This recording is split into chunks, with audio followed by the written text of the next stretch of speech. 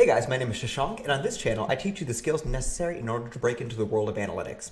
Today, we're going to be going over Excel. This is going to be my Excel course for data analysts, and it's going to teach you all the basic skills you need in order to use Excel to a level of proficiency that is expected of many data analysts in the field. And data scientists, this is a welcome for y'all as well.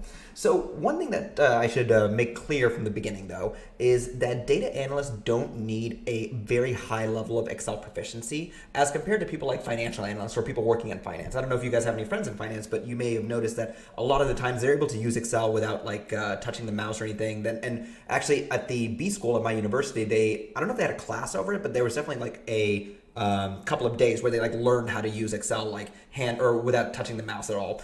That's a skill that's more reserved for people who work in finance and who are like in Excel all day building financial models and stuff like that. Data analysts usually don't need that depth of knowledge of Excel or need to know all the best features in Excel. And we usually will default to SQL or Python/R, Tableau, those tools in order to perform our more advanced analyses. So just be aware that this is a course that even if you're in finance, this might be useful for you to get started off with. But if you work in one of those fields where Excel skills are highly demanded and they're demanded at a very high level, this course will not be going over that stuff. If you want to get a course curriculum, feel free to click on the link in the description below for the course notes where you can see exactly what we cover in this course, or you can check the little chapters in the video to see what we're all about and what we're doing.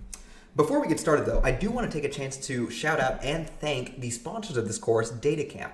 DataCamp reached out to me, and I've known their platform for a couple of years now. I actually became aware of it when I first started my journey on becoming a data analyst, and it's not only been a great platform like back then, it's been getting better and better since then. And they actually even have a data analysis in Excel course that you guys can check out, where you can go ahead and see it's like 4 hours of courses, 12 videos, 48 exercises, where not only do you get to see videos on how Excel works, but then you can also see do quizzes. You can do gamified like games, I guess, in order to better build up the skills that you're interested in. And they even have live events and practice for Python, R, and SQL that you can use to go ahead and make sure you've solidified your knowledge. Might be useful for an interview in the future. If you're at all interested, you can click on my link in the description below or in the pinned comment below. And if you sign up, the free tier has the first chapter or first chapter of every lesson free. And you can select up to, I guess, 6 free courses in order to check out what you're getting into before you pay for anything. So support this channel by supporting the people who support us. If you're at all interested, use my link in the description below. I get a small commission for any signups that there are within the first 30 days. So thank you guys so much for supporting the channel, and thank you so much to DataCamp for supporting my channel as well. So let us go ahead and get started. All right, so let's go ahead and get started. So we're going to start off by talking about the layout of a basic Excel document. So if I'm using Excel on Windows right now, and if you have Excel on Windows, especially if you have Office 365, yours should look something like this. One thing to note is that if your Office is not on Office 365, which is Microsoft's subscription service for Excel, but that gives you the most advanced version of Excel, basically updated consistently, then yours might not look exactly like this. I'm going to be using Office 365, but almost everything I talk about should be available on all versions of Excel. There's going to be a couple of things like HLOOKUPs and stuff, which may not be available on your version, but I'll try and highlight that as we get to them. So if you are on Excel, you'll see a layout that looks kind of like this. And the basic concept behind it is that this section over here is called the ribbon on the top over here. This was introduced in, I believe, Office like 08 or something like that. It wasn't very popular at the time. I mean, I've gotten used to it. I remember Office 03 and what that used to be like. And I've never really had an issue with the ribbon. I always thought it was fine. The section over here is a formula bar. So this thing over here is where you can write in different formulas. We'll be going over that in a second. The section I'm highlighting right now, this is where you will actually be handling all of your calculations and putting in all of your data. The different sheet names are listed down here, and every one of these sheets is stored inside something called a workbook. So the overall file, it's called an Excel workbook. Inside, we have the individual sheets. Just a quick overview of what's going on right now. So to get started, what do I use Excel for as a data analyst? So I've had a couple of years of experience as a data analyst. I've worked with a lot of data analysts. I've worked with data scientists. What do I use Excel for? So I generally use it for, I believe, like 2 or 3 different things. I use it every single day, but I use it for ad hoc reporting. And I use it as an easy tool to just clean up some data here and there. And it's a great way to share analyses with people without building a whole dashboard. So usually what will happen is the stakeholder will say, hey, I need to like see how this thing looks, right? Just really quickly. I'll go to SQL, I'll go into my SQL database, I'll pull the data using SQL, put it inside a Excel workbook like this, and then go ahead and share it to the stakeholder. That way I don't have to go build an entire dashboard over it. I might do some like simple data cleaning and stuff like that in Excel. It's a great data viewer, honestly, because it's just such a easy to use format. So sometimes if I have like a CSV, I'll view it in Excel and then manipulate it inside Python. So I use it for a various number of cases or various number of uses. And I use it every single day, but I don't use it too in depth, which is important to remember. Usually when operations start getting very complicated, instead of defaulting to trying to make it work in Excel, which Excel can do because it's like the Swiss Army knife of data analysis tools, instead of trying to make it work in Excel, we usually go to stronger tools like Python and SQL and use those to solve whatever problems we might have. So one thing that I should mention is that I'm using Excel on the PC right now. And Excel is definitively a better product on PCs than it is on Macs. I'm a big Mac guy, but it is a definitively better product on PCs. And for most of the tasks that data analysts will do, Excel on Mac will work just fine. But this course can be completed on either system. The below article, and you'll see it in the notes, will outline the actual key differences between Excel for Mac and Excel for PC. And to summarize, pivot tables exist on the Mac version of Excel, but not pivot charts. And Power Pivot does not exist on Excel for Mac, and you would usually use, and Power Pivot is like a powerful data modeling tool that you can use to like transform your data in different ways, and you can handle millions of rows of data and everything. An Excel spreadsheet can't handle more than 1,000,000.04 rows of data, but you can handle more in Power Pivot. But usually I default to Python in those cases because it's a more standard tool across the data science domain, and more people will use Python or R for that kind of stuff, or just go straight to SQL. And VBA, which stands for Visual Basic for Applications, editing does not work that well on Excel for Mac. There's like some features that are missing and stuff apparently. VBA, we will be getting into that actually in a second. Actually right now, I guess. Let me show you guys the notes over here. That way you guys know exactly what I'm talking about as I'm talking about it. So VBA is a great tool. You'll hear about it a lot. It stands for Visual Basic for Applications, and it's basically a like programming language that you can use in order to interact with various Microsoft products. And it can be used to automate various operations in Excel and help speed up analyses. And if you're in a job that explicitly requires it, then learning it might be useful. But otherwise, I argue that most data analysts won't see a major benefit from into their careers by learning VBA. I have almost never encountered a job application where they're like, we need you to know VBA. That has the ability for you to move into more and more advanced roles. You usually don't want to get stuck in doing a lot of VBA stuff because it can signal some form of technical debt on a company if like a lot of hardcore operations are handled in VBA, because that stuff really should be handled in SQL and Python, because that's the current like tech stack that data science teams around the world use. So a bit of a generalization over there. So take it with a bit of a grain of salt, but I would say VBA, unless your company explicitly requires you to use it, I wouldn't bother learning it personally. You're better off learning something like Python. Link in the description below for my free Python course, and that'll help you take on more advanced projects in your career. So check out my free Python course over here. And that's why I recommend Python over VBA. It's a lot more advanced. You can do way more stuff with it. And probably the biggest thing is you can demand a much higher salary if you know something like Python versus knowing something like VBA. Again, depends on what company you work for. The first company I worked for, there was one guy who knew VBA. And I am glad I never went down the route of learning it because these other tools are significantly better for what we need to do. One question I oftentimes get from people is like, what do I think about Google Sheets? Google Sheets is great, and it offers a lot of the same functionality as Microsoft Excel. And most of what we go over in this course will apply to Google Sheets as well. But being an internet first tool, Google Sheets will have a lot of functionality that allows it to interact with the internet natively and interact with Google Cloud services. So like pulling like data from the internet or collaborative services. Microsoft now has that in Microsoft Excel, but it took them a while to get it, considering that Google Sheets has had it for years now. And what exactly is Excel? It's a small joke over here for anyone that's into IT procurement. It's basically the only reason that people buy Office 365 these days. Small joke I threw in over there. All right, so let us go ahead and get into the meat of what we're actually trying to do over here, the basics. So I went over the basic layout of the Excel workbook. Another thing I want to go over with you guys is, let us bring you back over here. Whoops. is the file formats of Excel. So there are many different file formats, but there are probably 4 major ones that you will interact with on a daily basis. And that's .xls, .xlsx, .xlsm, and .csv. And I think .xlsb should also be here, but yeah, it's not that important. So .xls is the old file format that Microsoft Excel used, and it's a format you might encounter if you're using legacy data from old systems. So I've worked in a company before where supply chain systems would output files in .xls format because they were just so old. Always convert these to a newer format because Microsoft doesn't has no obligation to update these the way they do with their newer formats, and they are plagued with just numerous security problems. No fault of Microsoft because at the end of the day, it's an old file format. They have no obligation to update it, but I would highly recommend getting away from this file format. .xlsx is the current version of the Excel file format and supports almost all of Excel's current functions. I say almost because a .xlsm is the same thing as a .xlsx format, except it supports macros, and we'll be going over macros at the end of this course. And macros are a way that you can automate certain functions within Excel.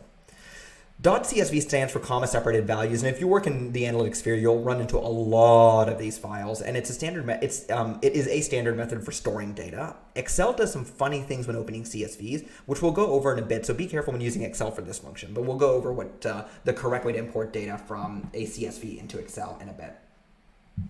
All right, so let's get started. So the first thing I want to go over are Excel data types. So you can go ahead and download this workbook. I'll have a Google Drive linked in the description or something. But you can go ahead and download this workbook, and it'll be exactly what I have over here. Actually, now that I think about it, let me go ahead and duplicate this. That way, I have a version that's unedited for you guys later. Okay, so we have a couple of different data types. There are more than these, but these are the basic ones you have. So you have general, number, currency, accounting, date, and time. So general is just it's the default data type, and you can see over here, this is where data types are specified. It's the default data type that is used in Excel for most things. So I can type in a number over here. I can type in a letter over there. I can type in a number and a letter over there, and it'll just keep everything as is. And you'll notice that what general does is it tries to predict what the data type is. So I guess what I could even do is I can even do 2021 01 and it converts that to a date, as you can see, right? So general will try and predict what data type everything is. Numbers get formatted and sent to the right side. Letters and what we call strings, basically, which are text representations of objects, get sent to the left side of the cell, more than the screen, I should say. Also, let me go ahead and help you guys out here by zooming in a bit. We do not need to be that far out. There we go. Should have zoomed in a bit earlier. So you'll see general over here will convert things into what it thinks are the appropriate data types. Now you can run into some hot water with this. For example, in the United States, our postal codes in the northeastern side of the country, they start off with zeros, right? So you might have one that's like that. And you'll see it drops that 0. So that's an issue you can have when you're using the general data type. One way to counter that is to use an apostrophe like that, and then type in whatever you want. And what it'll do is the apostrophe will tell Excel, force this into text and keep it exactly the way it is. I believe if I do it with, let's see. Yep, and you'll see with that one, it kept this in the exact format that we wanted it to. So you can use that apostrophe. That's a quick trick you can use in order to keep things the way you want them to be. The only problem is this: if you export this as a CSV, that apostrophe will be exported as well. And say you want to read it into Python, you might have a bunch of apostrophes where you don't want them to be. What you'd rather do is actually just convert things into the correct format to begin with. So numbers, very simple. We'll get to dates and times in a second, but you can do 0.34, you can do this, and you'll see these just stay as numbers. Let's go ahead and bold that for you guys. So these, if I want to format this into numbers, right, then I just go ahead and go to general, I go to number, and you'll see it automatically adds 2 decimal places after everything. Now, within numbers, you can do a couple of different formats as well, including a percentage, a fraction, and scientific notation. So for example, if you want to do percentage, right, you can click on this button over here. And I can add more decimals to it by pressing this button over here, and reduce them by pressing this button over here. And then same thing with this, reduce, add, in order to add more things, add or subtract more decimals as needed. So what if I wanted to do a fraction, right? So you could click on this, and I believe under more number formats, you could go to, oh wait, I think I missed it actually. There we go, fraction, yeah. And you'll see it converts it into a fraction. It converted 0.5 to 1 over 2. So there you have your general and your number. And actually a really funny story in relation to Excel's handling of general data. So there were actually human genes that had to be renamed because Excel kept misrepresenting them as dates. This is an interesting story. Again, link to my notes if you want to check it out. So just something to watch out for when you're using date, or when you're using when you don't format your data by yourself in Excel. When you use the general format, you want to be able to be sure you specify what format you're using. That way there's no confusion with what you're doing. So if I wanted to have these be currency, right, then I would just click on this and click on this $sign over here. If you're in a different country from the US, then you might have a euro or something else from whatever your local currency is. And you'll see you get this format right over here. One thing you might want to also notice is negatives get automatically converted to the accounting standard. So actually we don't really need this. And the accounting standard usually just puts parentheses around negatives. That's really the big difference over there. Feel free to comment down below if you know of any other major differences between the accounting format and the currency format. Dates are super interesting because, like I said, I like to type in my dates like this because that's just how databases type them in. And when you type in your date like this, right? Like when you type in your date like, let's try this. See, in the United States, this is read as January 2nd, 2021. In basically every other part of the world, this is read as February 1st, 2021. And I grew up in the US, so it took me like 5 seconds to figure that out. And this can be very, very confusing, especially I've worked with companies where we have a lot of contractors out of the country, and we would regularly have confusions with like how dates were supposed to be formatted. Because we're an American company, we were able to tell the contractors, hey, we need this stuff in American dates because, we're the ones that are hiring y'all. But the more effective solution, in my opinion, is to use what I call database date format, which is to write something like this. Year, month, day. And in America, we still write this year, month, day when it's written in this format. Not only is this a format that can't be confused, but you can sort this a lot more easily because the year is then followed by the month, is then followed by the day. It starts off with the biggest section, then the month, which is smaller than years, and days, which is smaller than months. That way you can sort your values very easily, even if they're just strings. So, but you'll see if I hit enter over there, then we have this problem, right? So let's go ahead and put in one more value, and then I can go ahead and highlight these two, click on this little box over here until I get that black plus sign, drag it down, and you'll see Excel intelligently fills it in until the 8th of January. Now, if I want to convert this to that date format that I wanted, then I can click over here. I can click on more number formats. Under date, I can go click on this format right over here. And you'll see everything gets converted to that format that I'm more happy with. So that's just something for you guys to know. And I personally prefer that dates are in this format because, again, they're basically impossible to confuse when they're in this format. And then time is just another format for like, a time of day. So like, and then you have like 12. I can even do like 01. Did it convert this to time? I don't know. It says custom. Let's try time. There we go. And it automatically assumed PM, right? So I'm guessing if what I did over here is if I put in a 0, then... Oh, no, I guess not. Oh, you know what? It's probably because it's already formatted. I have to do it like that now. But then, what if I did this? Yep, it automatically sees that as 12:01 a.m. So I can go over here, click on that, and you can see that over there. One interesting thing I do want to show you guys, though, is with dates, you'll know, or you might, let's see. Whoops. If I take this date over here, right, January 1st, 2021, and then I take it and I convert it to a number, then you'll see it actually converts cleanly to a number. Now, what exactly is this? And you might notice this a lot whenever you like convert things on accident into different formats. So if I converted these all to numbers, like this has happened before in Excel spreadsheets where like stuff gets converted all incorrectly into the wrong data type, specifically dates into integers or numbers. So what this is that this is the number of days past December 31st, 1899. So basically, from January 1st, 1900 till, this date, how many days has it been? So All right, and one more data type I want to go over is the text data type. Oh, well, actually two more. We're going to go over text and special.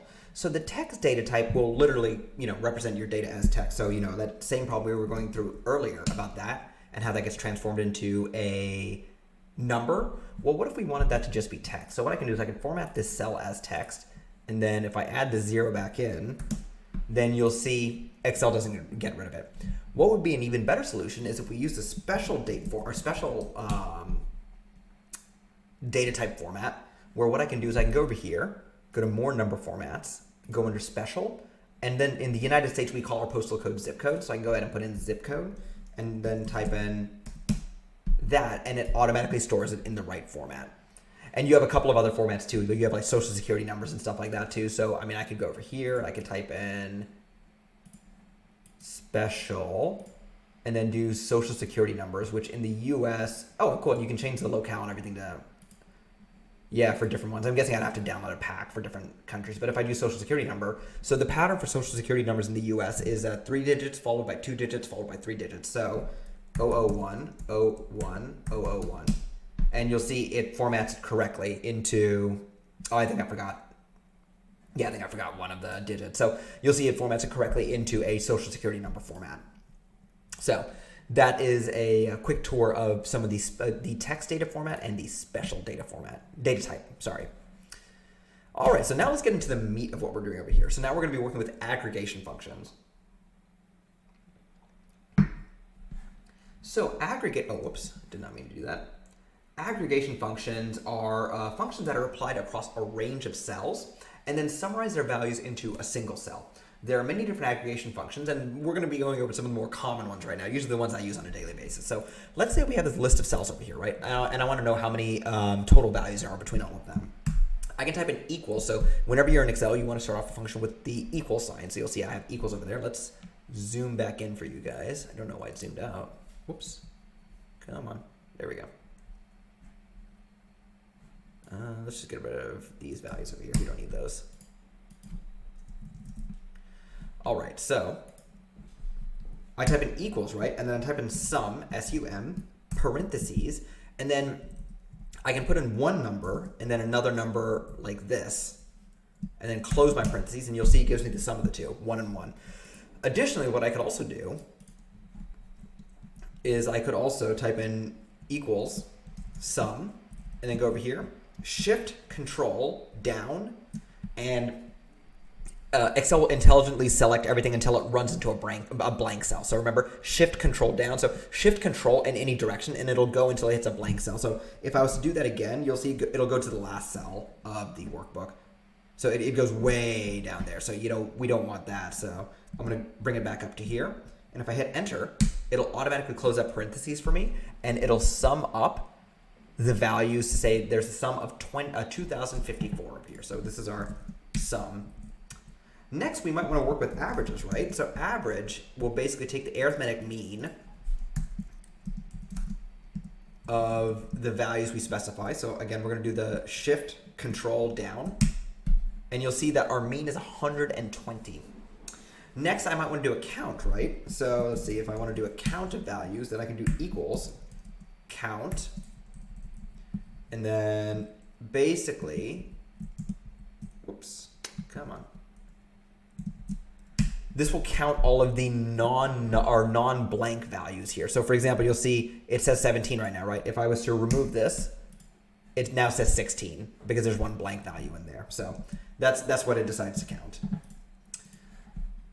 Then we want to do median, right? Median is another one that I use fairly often. Let's see. I don't know if this data set actually has a median.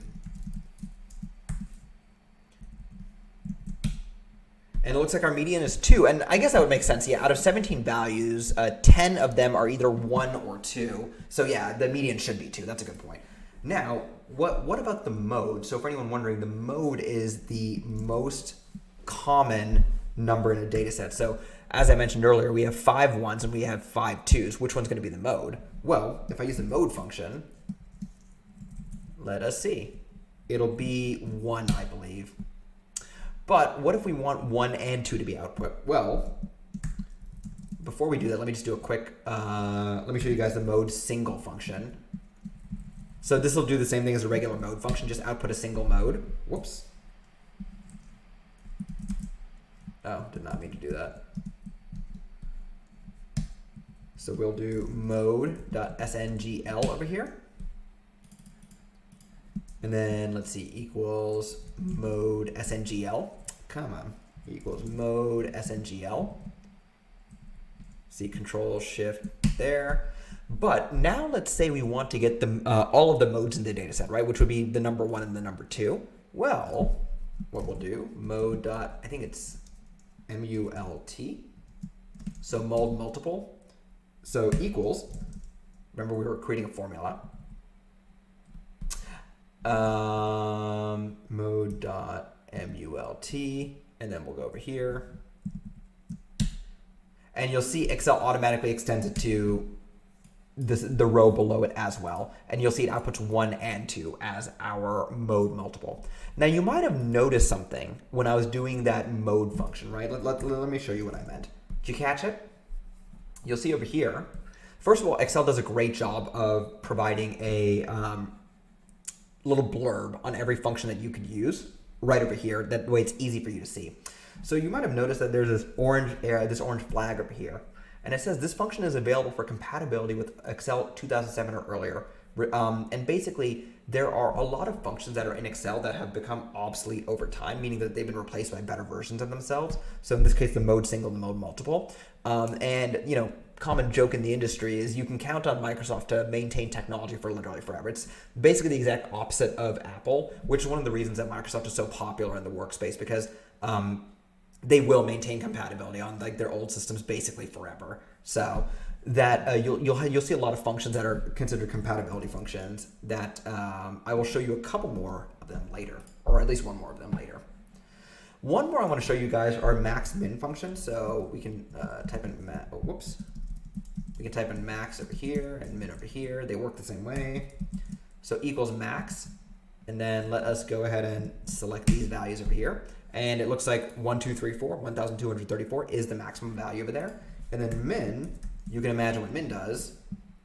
Nothing earth-shattering is going to be 1. So we kind of blaze through that, but these functions are relatively simple. There are tons of them out there. So I just want to show you guys a couple of them. You have your sums, your averages, your counts, your medians, modes, mode single, mode multiple, max, min, stuff like that. Super simple. I use these all the time to just add up data, average it, like stuff that, you know, why even pull up a code editor for it when I can just do it in Excel. So this is one of the stuff that makes Excel great. It's like a great calculator as well. Now we're going to be getting into some interesting stuff. We're going to be getting into lookups. So lookups basically allow you to match values from one range of references to another. So you've probably heard of VLOOKUPs. Those are very common. HLOOKUPs are just a variation of those. XLOOKUPs are a newer, better version of the previous two. And then index match, more commonly known as index match, is a cool technique that I'll show you guys in a second. So let's go ahead and get started. Let's go ahead and delete that, and then we'll delete these to make it a little bit cleaner, and then zoom in a bit for you. There we go. One more, 145. Let's make it 150.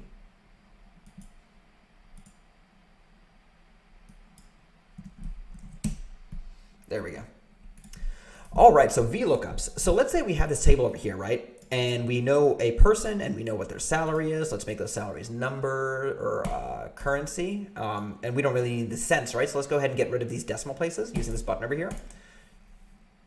So we have the person 1, person 2, person 3, 1, 2, and 3, their salary, and we want to know what their job title is. And let's say we have another table which has the person and their job title. And we want to bring this information over here, this job title, into this over here. Now, obviously in this case, it's super simple to just do this manually, but usually you'll have hundreds, if not hundreds of thousands of rows that you need to match up stuff like this for, and that's where VLOOKUPs are particularly useful, but I just wanted to show you how the concept worked. And so a VLOOKUP stands for vertical lookup, I'm pretty sure, because HLOOKUP stands for horizontal lookup. The way you do it is, again, it's a function, right? Equals, we create a function in Excel using equals, and then we type in VLOOKUP. And then you'll see what happens is Excel does this great job of telling us exactly what we need to bring in over here. Now you'll notice that this value over here, range lookup, is inside brackets. Basically what that means is that that is an optional value. So we actually don't need that right now. So lookup value, basically what are we trying to match to? So since I want to know the job title of person one is what we're trying to match to. So we'll click on that and then hit comma. Table array. So this is the table that has the information you're trying to bring in. So then we'll go ahead and highlight this over here. One important thing to note about VLOOKUPs and HLOOKUPs, VLOOKUPs, the first column, the column on the left-hand most side, that has to include person one, or that has to include the field that matches the value you're trying to look up, your lookup value. As a side note, if anyone is from a country where text is written from right to left, so like the Middle East, so like Saudi Arabia or something like that, because I believe Arabic is written from right to left, right? Leave in the comment section below if Excel actually reads data the opposite direction. And then as a side note, if you work in a country like Saudi Arabia, are all your tables done backwards the way they are for us? So like, I mean, tables are, left to right, up to down. Over here, are tables written the exact opposite way in Saudi Arabia? I'm just curious. Or like other places where text is written in the opposite direction of what we do in the US. So we have our table array over here. And then column index number, basically which column are we going to bring in the new data from? And in Excel, they use one-based indexing instead of zero-based indexing like you do in Python. So this first column over here is 1, and we want the job title. That's column number 2. So I'm going to type in a 2 over here. And then range lookup, this needs to be false. So basically what this is do you want an approximate match to this column, or do you want an exact match to this column? I have basically never used approximate match. I can see some situations where it might be useful, but I have basically never used it. And if your VLOOKUPs aren't working, this is usually the reason they're not working. It's because this value needs to be set to false because it's set to true by default, which I don't understand why it is because, again, I've never used it in that instance. So if I hit enter, you'll see job title data analyst comes up. Now let's go ahead and see if we can do our little drag and drop trick with this. You see the black plus that came up and match. And it looks like we were able to do it. Now, one thing I should let you guys know is you'll notice that as we go down, these cell references change. See this F4, now it's highlighting a different section. And then if I go over here, now it's highlighting a different section. We want this to always be highlighting this over here, right? So how do we force that? Well, what we can do is we can go over here where it says F3 to G8, hit F4, like the F4 key on your keyboard. And now these dollar signs exist, and these will make sure that when we drag this around, it'll always reference these cells. So if I hit enter, you'll see the dollar signs are now in there, and I drag and drop, you'll see that this gets translated to the columns that we copied that formula to. And this is another common problem that people encounter with VLOOKUPs when they just drag it down like that, when they just drag the formula down like that. It moves the entire array table if they don't specify using the F4 key to not move that table, just as a heads up for you guys. All right, so HLOOKUPs are the exact same thing except for when the lookup table is horizontal. So, we'll just type in equals HLOOKUP, equals HLOOKUP. I want to look up this value. I want to look it up and I'm going to hit Control Shift down, and then I'm holding Control Shift still, and I hit right. So you see, we're selecting until the next blank value, and I'm going to hit F4 once. So now you'll see it keeps that absolute reference to those columns over there, or that table over there. Row index number. So now instead of going for columns, this is an HLOOKUP, right? So it's going to look at which row you want. So I want row number 2 again. And then say I want that same false value over there. And you'll see it does the exact same thing. It just does it for a horizontal lookup instead of a vertical lookup. XLOOKUP. So this is a super cool function that is newer to Microsoft Office. I would guess most people have it right now, but some people have really old versions of Microsoft Office in their offices. So this may not be something that you can use, but if you can, you should try and use it. So let's go ahead and check it out. So you'll remember earlier that I said with the VLOOKUP, the table has to be like this, right? The value you're looking for, your lookup value, needs to exist in this left-hand column. Like it can't be over here. And that is a limitation of VLOOKUPs, where if you have like very complicated tables, you'll see people like copy columns back and forth because they need to make sure that the lookup column is to the left-hand side of the actual value you're looking up, or of the value you want to bring in. Well, XLOOKUP kind of fixes that by letting you specify the lookup values. So let's go ahead and convert these to currencies again, just to look nice. And under job title, we'll hit an equals XLOOKUP. And then let's see, lookup value, again, it's going to be person number 1. And then lookup array. So basically, what is the array of values we're going to be looking for this in? And that'll be this over here. Now you can see I can specify a separate return array. Now these two, it's the same table over here, but I've completely misaligned these two, right? They're not all next to each other. In fact, in order to illustrate my point more clearly, let me go ahead and put these over here. And then let us try and match these again, right? So what I can do is I can go ahead and do equals XLOOKUP, and you'll see we want to look up this value over here inside this array over here, somewhere completely different from the job title. The return array, basically what value are we returning? The value if not found, so let's just say none. And then here's another interesting thing. Match mode is the same as that final parameter we had in VLOOKUP and HLOOKUP, where it's like an approximate match or an exact match, except now it defaults to an exact match. Again, because that's just what makes the most sense, right? And there are different parameters now, right? So 0, 1, and 2, or sorry, -1, 1, and 2. We only want to use 0. But it defaults to that. And then search mode, do you want to search from top to bottom or bottom to top? In this case, it doesn't really matter for us, so we will leave it as is.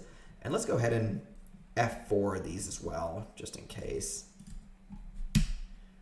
And you'll see the XLOOKUP works just fine. We would not have been able to do this with the VLOOKUP. Now, obviously, your data usually won't be misaligned like this, but it's not at all uncommon for you to have a table where the thing you are looking up, your lookup values, are to the right of the values you want to bring in. And in those situations, you'd see people would make these like really messy Excel tables and like hide columns and stuff like that in order to make sure that the VLOOKUP would actually work. This works a lot better. So in case you don't have access to XLOOKUP, another thing you can do is something called an index match or an index match match. So this is a really common thing that finance people like to use because a lot of financial models will work on 2D arrays, so 2D tables like this, where you have like column 1, row, or like all the columns, all the rows, and then like the corresponding values. And if you want to, say, for example, look for column 6, row 5, you can use an index match match function. So let's first of all go and like look at what the index and the match function are. So if I type an index over here, what I need to first specify is the array I'm looking into, right? So I'm going to specify this array over here. And then I specify a row number, right? So let's go ahead and specify row number 5, and then let's go ahead and specify column number 6. And you'll see row number 5, column number 6. These two values match each other exactly. So basically what the index function does is you give it an array, and then you specify a column and a row, or a row and a column in that order, and it will go ahead and give you the value in the array from that row and column combination. Now, one thing that you might, obviously that doesn't really do much for us, right? So let's go to the match function. So if I type in match over here, right, and I want to look up, column 6 inside this array, and then the match type, I want an exact match again. So you'll see what this did over here, right, is this looked for the value column 6 inside these values over here, and it determined that column 6 was in 1, 2, 3, 4, 5, the 6th value of that array that we gave it. So you can kind of see what we're going to be doing over here. What if we replaced this 5 and this 6 with a match value? So let's go ahead and try that. So we will actually just go ahead and go straight into index match match and type in index. Again, we're going to be doing this over here.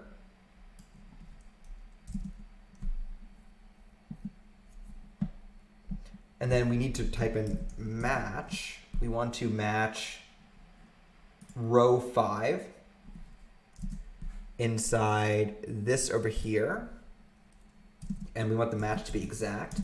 And then we want to match the column next, right? So we want to look up this value inside this array. We want an exact match.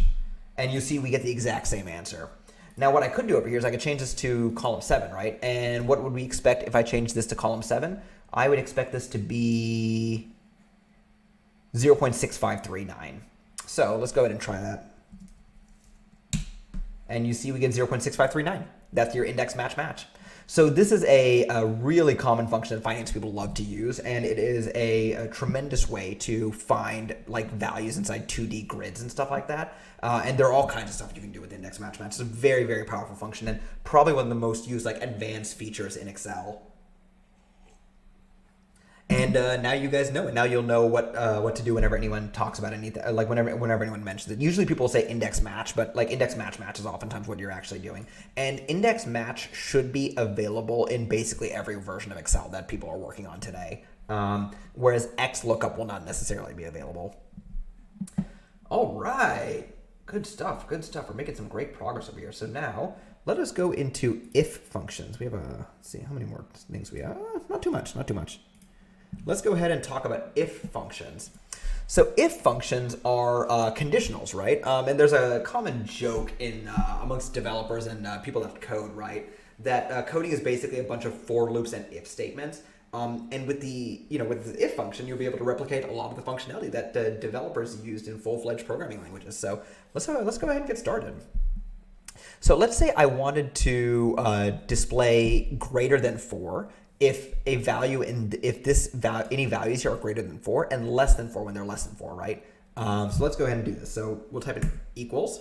Oh, and let's zoom in again. I keep forgetting it like zooms out every time that I change pages. There we go. We can actually zoom in more over here. So let's type in equals if and the logical test, right? So A2, so this value over here is greater than 4. Value if true, super simple. I'm going to use double quotations. And I'm going to say that. And then value if false, I will say not greater than 4. Or, well, less than or equal to 4. And then close that. And you'll see it says less than or equal to 4. Now let's drag this formula down. Again, with that black plus sign. And you'll see the second we hit 5, which is the first value, which is greater than 4, then it automatically outputs our true value because our statement is finally true. And I can even manipulate the statement by saying, I think I put the equal sign over here. The equal sign goes on the opposite end. So you'll see I put the equal sign over here, so greater than or equal to 4. And now 4 should, there we go, switch to that. All right, so now let's say we wanted to have 2 conditions, right? We wanted the condition to, let's go ahead and insert something over here. True if greater than 3 and less than 5, right? So, well, let's do greater than or equal to and less than or equal to again. So let's go ahead and try this condition over here, right? So the way we do that is we use the AND operator. So we can go ahead and type in equals if, whoops, I did not mean to do that. Equals if, and then you can put in 2 different operators over here, right? So I can say if, oh, I did not use the equal sign, so it didn't recognize that as a function. So equals if, and then we'll say this is greater than or equal to 3, and then you can have a second logical operator. This is less than or equal to 5. Close that. Then we say, I'm going to actually copy, oh, whoops, I did not mean to do that at all. I'm actually going to say greater than or equal to 3 and less than or equal to 5, then close that. And otherwise I'm going to say, just put in the word none. and you'll see that when things are greater than or equal to 5, greater than or equal to 3, and less than or equal to 5 inclusive, then we get this over here. Otherwise, it shows a none. So this is a really simple way of doing multiple conditions in one go. You can also switch it to be or. So let's see. In this case, or wouldn't really do much. Or let's see. What would or do? I'm actually curious. Yeah, so yeah, it's greater than 3. So yeah, in this case, or would like highlight everything because 7, 8, and 9 are greater than or equal to 3, or less than or equal to 5. So you can use ands or ors in the same way. So you'll see I'd switch that and for an or, and the condition changed. So that's how you can use if statements. If statements are incredibly powerful statements and definitely something that you should check out. So let's go ahead and let me make sure I have the right value in here. Copy. Had something wrong in my notes, so I'm just replacing that now.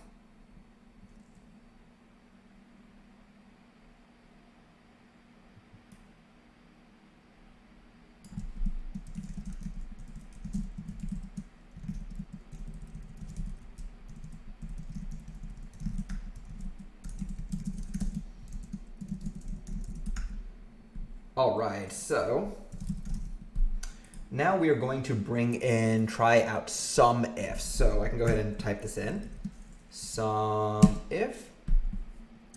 And basically what we do is, let's say I want to sum values if they're greater than 4. So what I do is I select the range over here.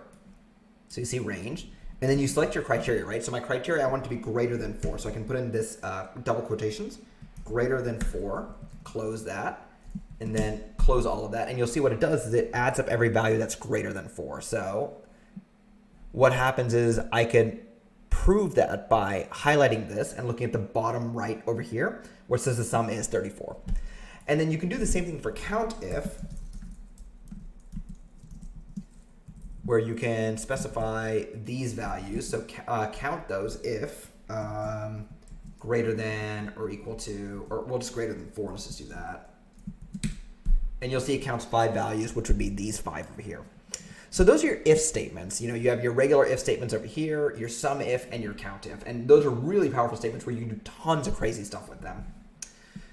All right, so now let's move on to string functions. So string functions are just a couple of functions you can use to clean up string data. So I actually use Excel a lot for this. Sometimes it makes sense to just clean up string data inside Excel. Excel can be a little bit funny with how it handles string data as well. So I would be very careful with using it to actually clean stuff up like that, but something to just be aware of that it can do that. So let us go ahead and type this in. So let's say I have my name over here, right? And then let's zoom in. And I want to combine these into a single cell. Well, I can use something called a concat operator. And you'll see, this is one of those other functions that you'll see this flag shows up over here. Concatenate is a old version of that. You want to use concat now. So I can do concat and then select these two. And you'll see it combines my names into one cell that has no space in it, right? So what I can also do is I can also go ahead and instead do this where I select this and I use a double quotation, put a space in there, and then another comma, like that, and you'll see it combines those into one word. So my name is now in one cell like that. Another thing you can do is you can use the length function. This is useful for just various purposes, honestly, to see the length of each string that you're using. So for example, I just typed in equals len, and then I selected A1, and my first name is 8 characters long. And I wonder how many characters my last name is. It is 9 characters long. And then my name together would be 18 characters long because of the space in between. So those are just a couple of string functions. There is one more I want to show you guys. Let's see if I can actually demonstrate it over here. So you'll notice over here, I typed in a extra space at the, let's see, I can probably demonstrate it more. So you'll see over here, I added in an extra space before the word over here, and extra spaces are an actual really common problem inside data sets, and something that data analysts have to constantly deal with, like spaces being at the ends where they shouldn't be. And especially if you're importing a poorly formatted CSV file, a lot of the times there can be extra spaces in the headers where they're not supposed to be. This is where the trim function comes in very useful. So you go ahead and just type in equals trim, and I went ahead and referenced the cell over here, and you can see it looks the same as that, right? So I think I can prove this out by taking the length of that versus the length of this. And you'll see the length of that original one is 5 characters because of that extra space in the front. And the length of this one where I use trim is now 4 again because I removed that extra space. So trailing or leading and trailing spaces are really common problems in like data sets, and that's something you really want to check for often. Because you'll see like spaces there that are not supposed to be there, usually leading spaces in my experience, and trim is a great way to get rid of them. So trim is something you want to use a lot whenever you have string data, just to make sure there are no leading or trailing spaces. All right, now let's get into formatting. So like I mentioned earlier, one of the biggest use cases I have for Excel is to present data from ad hoc analyses where building a dashboard is too much of a lift. Usually I'll pull the data using SQL queries and then copy it into Excel to share. In these cases, I found that properly formatting your outputs can yield outsized results and make your stakeholders much happier with your work. So let's go ahead and go over some formatting things you could do. So I'm going to go zoom in again. So we have a data table over here that has multiple layers of columns and rows. So you'll see over here, we have columns 1 through 7, and those are grouped into group 1 and group 2. So group 1 is supposed to represent columns 1 through 3, and group 2 is supposed to represent columns 4 through 7. Same thing with departments over here. Department 1 is supposed to represent units 1 through 4, Department 2 units 5 through 8, and Department 3 units 9 through 11. So if I want to better represent this, what I can do is I can take group 1 over here and I can extend it like this, or even better, let's go ahead and start with Department 1, right? And I can click on this merge and center button. If I do that over here, you'll notice that it actually merges all those cells into just a single cell. And I can go ahead and center middle align these two over here. And you'll see now, when I select Department 1 and I select over, it selects all of everything inside Department 1. And I can go ahead and do the same thing with Group 1 over here as well. Merge and center. Now, sometimes you want to just show these things as centered without combining this column over here, because you'll see now I can't select column 3 like E, or I can kind of do it, right? But whenever like I select this first one over here, it automatically selects everything. So if you want to deal with that, right, what you can do is you can go ahead and highlight these columns over here. Sorry, these cells over here, right click, format cells, and then under alignment, click on center across selection, and then click OK. And you'll see it does the exact same thing as this one, except I have individual cells still. So this is just a formatting tip for you to use. This is probably the preferred way to handle things. That way you're not merging a bunch of cells, because merged cells can be very difficult to deal with in the future. So this is probably how you actually want to deal with it. Another thing you might want to do is you might want to go ahead and remove grid lines. Usually I do this that way that the stakeholder focuses on the data and what's actually important. So what I'll do is I'll go ahead and I'll highlight stuff, right? And I will set different colors, right? So I'll set this to be darker. This will be a little bit lighter because it's further in. And I'll do the same thing with this over here. We'll set this to be lighter. We'll set this to be darker. I think I used this color over here. And then we'll set all the data to be a certain, or we'll leave the data be for now. And then but if you notice, like, right, there's all these like grid lines over here that are still very distracting. The way you want to get rid of those is by going to, I believe, page layout, and then under grid lines, under sheet options, just unclick view, and you'll see these don't show up anymore. Now, if you wanted to show up in print, you can go ahead and obviously put it over there, but right now we're not worried about that. This dotted line is just where the print lines actually are.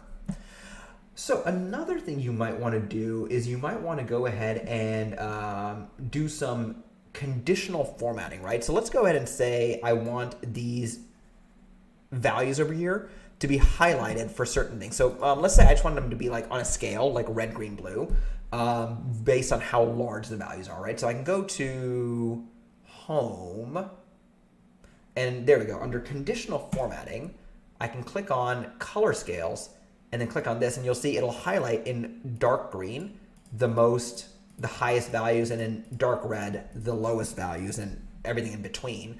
Or what I can even do is I can be a bit more specific and highlight these, right?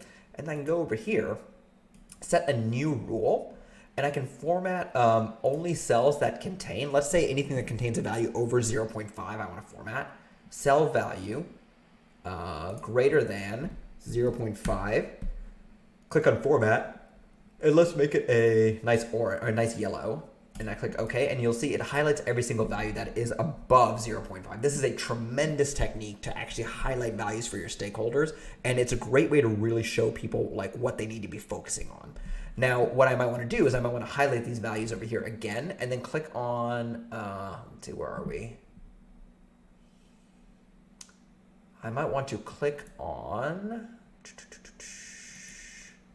oh, here we are, sorry. All borders over here. That way you can clearly see the separation in the data. And this table already looks way better than what we had earlier. I would actually use a different color over here personally. Probably, we're gonna, let's just go for like a light blue. Bit brighter. But you can see now I've highlighted all the important data for my stakeholder, anything that's over 0.5. Conditional formatting is incredibly useful. Another thing that you might want to do is you might want to insert something called data validation. And let's say we, for example, want to allow the stakeholder to actually access any one of these rows or any one of these cells for any reason, right? Or actually, you know what? Let's not do that. Let's say we want a list of every single one of these units over here for selection later, right? So I can click over here and I can go to data validation, and I've selected this cell over here, right? And I can go ahead and click list, source, press this button, highlight these values over here, hit enter, hit OK, and you'll see over here now, in order to fill in the cell, I can only pick the values from this set of values over here. This is really useful if you have to have people input data into your Excel files and you want to make sure they do it correctly. You can use data validation to make sure that they are limited in what values they can actually select. So data validation is a really cool feature. Something really useful because we send, at my company, we send Excel files out to stores that need to be brought back to us after they're filled in with some information. And we use data validation to make sure that the data gets input correctly. That way we know exactly what's going on at any given time. All right.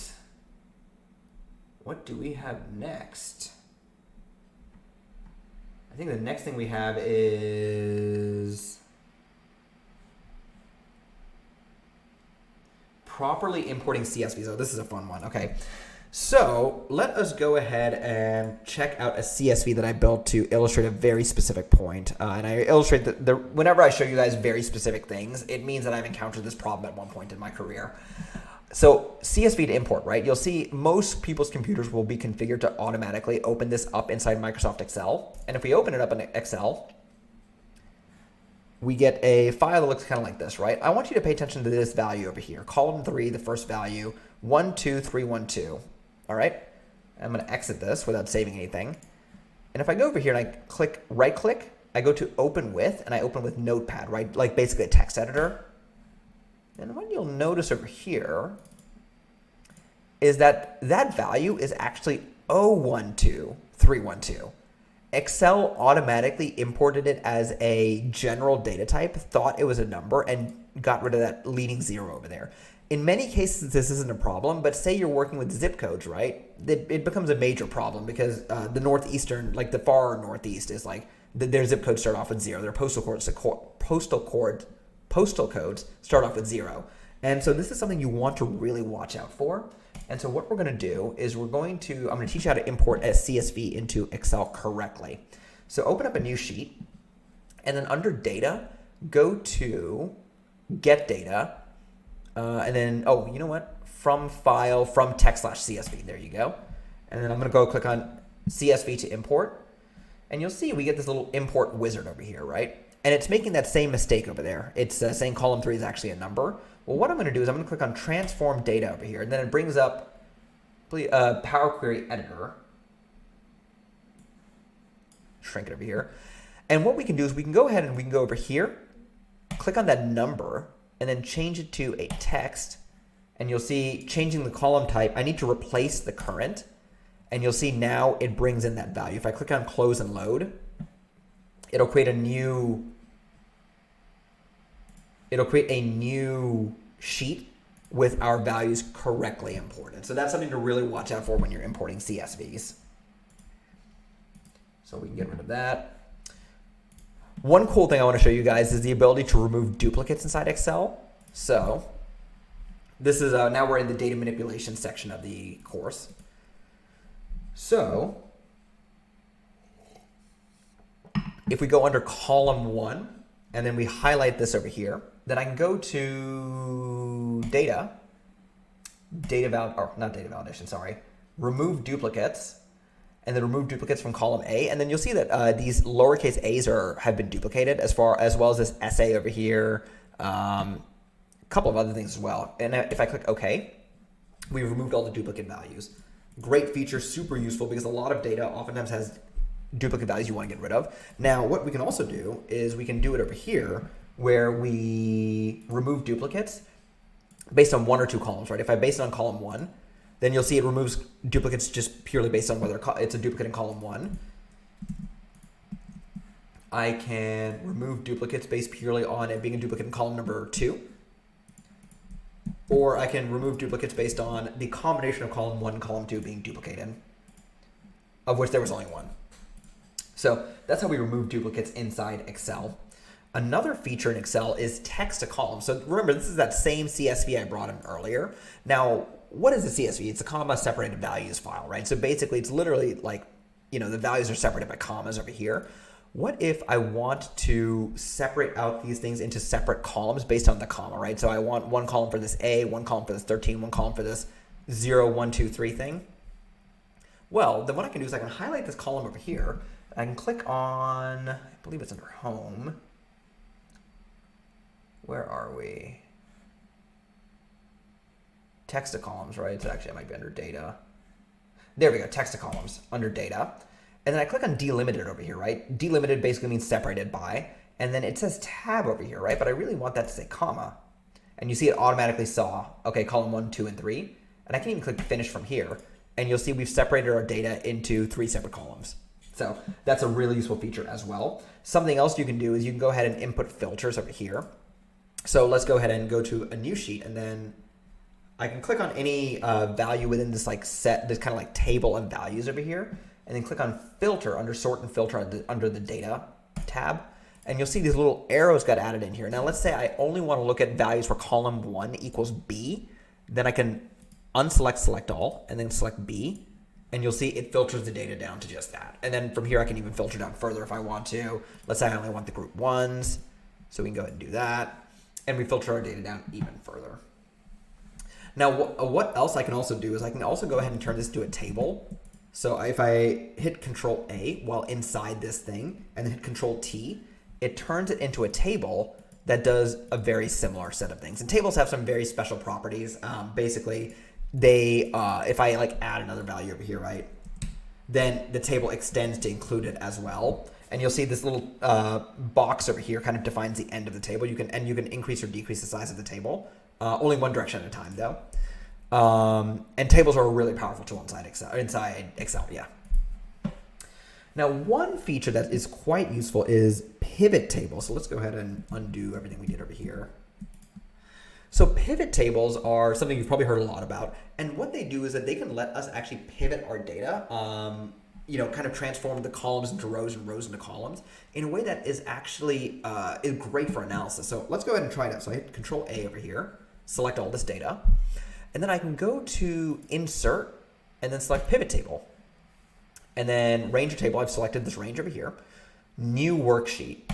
So usually I want it to go into a new worksheet. And then you get this really cool interface over here where you can do all kinds of things. So column 2, if you remember correctly, had numerical values inside it. Let me say I want to know the sum of all values inside column number 2. Select, bring it down here, and we get the sum of all values inside column number 2. Let's say we wanted to know the count of all values in column number 2, right? I can select this, value field settings, and then change that to say count. And now we know that there are 12 rows, but I actually want it to be sum. So let's go ahead and do that first. Now let's say I want it to be summed based on, if we go back to this, based on, is this the correct one? I don't think so.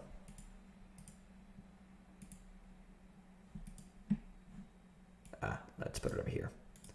So you see these groups over here, right? Let's say I want to sum it based on groups, right? So groups are in column number 3. I can drag that into columns and you'll see group 1, group 2, grand total. And I can even go ahead and take column 1 and put it over there. And we can see how the data breaks apart into different sections that we can easily see. Pivot tables are an immensely powerful tool inside Excel. One thing to beware of though, right? And this is what one of my finance friends told me a while ago. One major problem with pivot tables is that you don't necessarily know where they came from and they can be untraceable. And this is one of the problems of Excel that we'll get into a little bit later, where when Excel files get passed around enough in a company, they can eventually start to lose all meaning because people will add their own little edits, make major changes, completely revise stuff, save it as a new file to where you can't necessarily trace where the original stuff came from. And it's one of the reasons I advocate for doing things in code versus doing things in Excel, but that'll come in at the end of the course. And that is your basic pivot table. Pivot tables are incredibly powerful. You can use them for all kinds of stuff. So there is a pivot table. Now we are almost done with the course. There are a couple of other things I want to go through. One thing I want to show you guys is Excel Goal Seek, which is this really cool feature that actually I have a video of on my Instagram. So let's see. You can click over here and it'll open my Instagram. Be sure to follow my Instagram at Shashank Analytics. I post more stuff over there as well, because it is easier for me to interact with the community over there. So I have stuff over there. I have a TikTok as well. I know I have a large indie audience that can't access my TikTok, but for everyone else, I do post a lot of stuff on TikTok. There is some stuff I do just on TikTok only because it is a great platform for having discussions with people about stuff weirdly, because you can respond to people with videos very quickly. But I have most of my stuff on Instagram and on TikTok, and I might put it on YouTube Shorts as well. I'm being a little bit wary about experimenting with YouTube Shorts because it messes with my numbers and stuff. And this is my biggest platform. So what is Excel Goal Seek? Well, Excel Goal Seek is basically a feature in Excel that will allow you to solve an equation by manipulating the value in a single cell to solve for another value. So let's illustrate with an example. So let's take my YouTube channel. I'm going to zoom in over here. I currently have about 73,000 subs, right? 73,000 subscribers. I want to know how many days it'll take me to reach 100,000 subscribers, because when you reach 100,000 subscribers, you get a plaque. It's really, it's kind of like a big milestone in any YouTuber's career. And weekly, I found that I gain about 991 subscribers. It really depends on whenever I release courses and stuff. I'm hoping that releasing, whenever I release my major courses like this one, I see a big bump in subs and stuff. So I'm hoping that this one really gets me there. But I took a weekly number of subs because on any given day, the number of subs I get can fluctuate. So I took an entire week and then I divided that by 7. As you can see, B3 divided by 7 over here, in order to get the number of days or the average number of subs increased by day over time. And then I just put in a 0 for days over here, and total subs is basically B2, which is the current subs, plus B4 times B5, so daily sub growth times the days. And then this is just the days until 100,000, right? So if I want to use Excel Goal Seek, what I will do is I will go to Data. Under the forecast area, I'll go to What If Analysis, and I'll go to Goal Seek. And I want to set cell, so set cell over here, B7. I want to set it to the value of 100,000. There we go. By changing cell, and I'm going to change this cell over here. And if I click OK, you'll see it tells me August 28th, 2022, this year, is when I'm expected to reach 100,000 subs. So that is Excel Goal Seek over there. Really useful feature. Actually, now that I'm just kind of curious. What about 1 million subs? At this rate, it would probably take forever.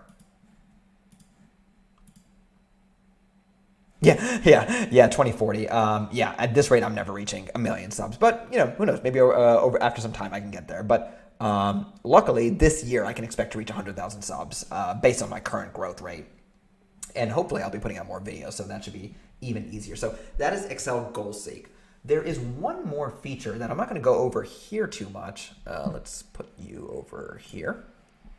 called Excel Solver. So Excel Solver is a very powerful tool that I've not used consistently. I used it once for a supply chain optimization problem, but it's basically meant to solve complex models and equations that you've built out in Excel, oftentimes financial or supply chain models, and give you a targeted or optimal solution. So what happens is you'll create this like really big model, and where like if you change one cell, it'll change like 10 other cells and stuff like that. And what Excel Solver will do is it'll find like the right solution to your model. Say I want to like maximize revenue or like minimize supply chain cost. It's a really powerful tool. It is definitely beyond the scope of this course, and I have never used it except for that one time I made a supply chain model for the first company I worked at. So I'm not going to go over it in this course, but Layla Garanian, you'll see, if you go to my notes, you'll see Kevin Stratford and Layla Garani. I have like references to their videos all over the place because like they're like the biggest people in YouTube Excel land, and they have like amazing tutorials for everything. So go ahead and check out her video to see if you want to see how like Excel Solver works. Pretty cool. So, okay, macros. This is a fun one. So macros allow you to record repetitive tasks that you might not want to do yourself repeatedly. Allow you to record repetitive tasks that you might do yourself and have Excel handle them for you. Kevin Stratford has a great video explaining how macros work. Generally, I prefer to offload programmatic tasks to Python instead of creating macros. But depending on your use case, macros might make more sense. Again, I heavily advocate for just using Pythons for most of your stuff. And I have my free Python tutorial that you can check out, and it's definitely what I do. Like I don't do things in Excel if I can avoid it for most use cases. All right, so we have reached the end of the course. Congratulations, guys. This is like kind of just a quick look at all the stuff you need to know in Excel in order to be a data analyst. These notes will be linked in the description below. And I wanted to finish off by kind of talking about why do I believe that Excel should be learned/used in limited quantities, and why am I purposely saying don't learn things like VBA if you can avoid it? I feel like this needs to be explained a bit. So, broadly speaking, one major problem is that in Excel, if you do a lot of data transformations, right, there's not necessarily any history associated with like which transformations you perform one after another, versus if you write like your transformations in SQL or Python, the code is self-documenting in a way. Excel does not work very well with large data. If you're, the base Excel only has a row limit of 1 million, and then once you start getting past like, you can even get past a couple 100,000 rows and like Excel really starts to chug. It just wasn't built for handling data sets that large. Now I know that people can use like Power Query and stuff to speed it up a bit, but even then it starts to chug after a while. Like Excel is really power hungry. I remember I worked with a consultant once who bought a much more powerful computer just so she could crunch bigger spreadsheets. And it was the right move. I mean, it was she bought a better computer and it was able to handle them better. But, at that point, I kind of like argue that you should be handling stuff in SQL or Python personally. Another thing is a lot of data is going to be in databases anyways. If you're a data analyst or you're a data scientist, right, then you are going to be having you're going to have to access databases regularly just to get data anyways. You might as well just handle the data in there. Another thing is Excel handles data types very poorly. It's because it's so loosey-goosey with like what like data types things can be. Just in this course, you kind of saw all the different problems we had handling data types in Excel. Collaboration tools are not as strong as those available on coding platforms. So, like GitLab, GitHub, the works basically. There are so many great collaboration tools for anyone using a coding platform.